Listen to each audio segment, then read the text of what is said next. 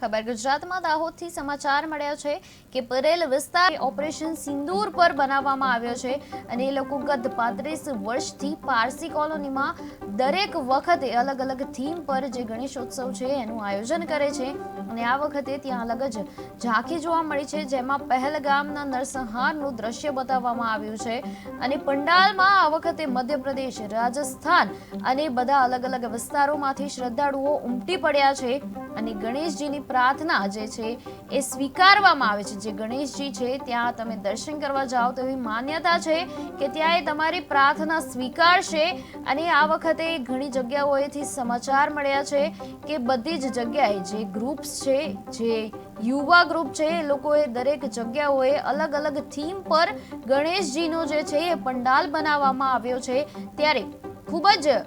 કહેવાય ને કે 80% જે છે એમાંથી જે ગણપતિજીનો પંડાલ છે 80% આપણે માની શકીએ કે ગણપતિજીનો જે પંડાલ છે એ ઓપરેશન સિંદૂરની થીમ ઉપર આ વખતે તૈયાર કરવામાં આવ્યો છે।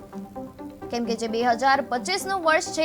એની શરૂઆતમાં જ એક દુર્ઘટના ઘટી હતી, જ્યારે એ દુર્ઘટનામાં આપણે સરસ મજાનો એક જવાબ આપ્યો હતો અને એમાં ઓપરેશન સિંદૂર નામ આપવામાં આવ્યું હતું અને ઓપરેશન સિંદૂરની થીમ ઉપર ઘણી જગ્યાઓએ અત્યારે જે ગણેશોત્સવ જે છે ત્યાં ગણેશજીનો જે પંડાલ છે એ ઓપરેશન સિંદૂર ઉપર